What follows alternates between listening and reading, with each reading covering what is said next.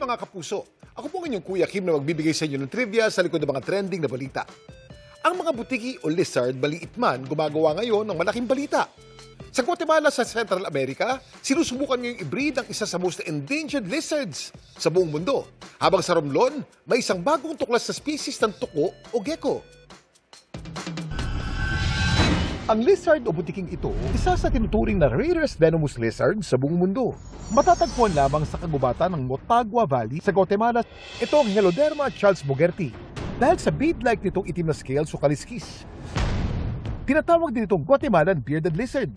Pero dahil sa pagkasira ng kanilang tirahan at illegal pet trade, tinataya na sa 500 to 700 na Guatemalan bearded lizard ang natitira ngayon. Kaya tinuturing din silang isa sa most endangered lizard sa buong mundo. Bago patuluyang maubos sa mga butiking ito, ang mga conservationists sa Guatemala, nagbe-breed ngayon ng isang bagong henerasyon ng Guatemalan bearded lizard. Ang kanilang mga itlog sa Guatemala City Zoo, maingat na minomonitor ng remote cameras at incubator tanks. Habang ang mga bagong hatch na baby lizard, kanila munang pinapakain at sinasanay na umakyat sa kung ano-ano mga bagay bago tuluyang pakawalan sa wild. Samantala, sa isla naman ng Sibuyan sa probinsya ng Romblon, isang bagong tuklas na butiki naman ang gumagawa ng ingay. Ito ang Luperosaurus alvarezi, isang French forest gecko na endemic o tanging sa mga kagubatan lamang sa palibot ng Mount Giting-Giting National Park makikita.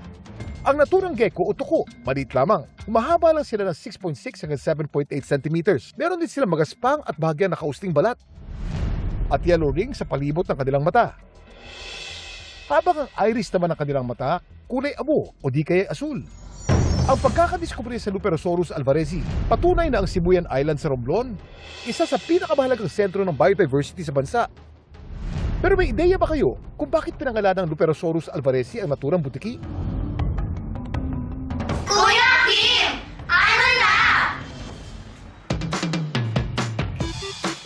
Ang Luperosaurus alvarezi ay pinangalan sa yumaong Filipino taxonomist at ecologist na si James Alvarez bilang pagkilala sa kanyang mahalagang ambag sa pag-aaral ng biodiversity sa Pilipinas, lalong-lalo na sa isla ng Sibuyan kung saan nadiskubre ang Luperosaurus alvarezi.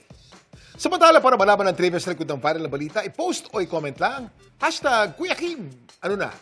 Laging tandaan, importante ang may alam. Ako po si Kuya Kim at sagot ko kayo 24 oras.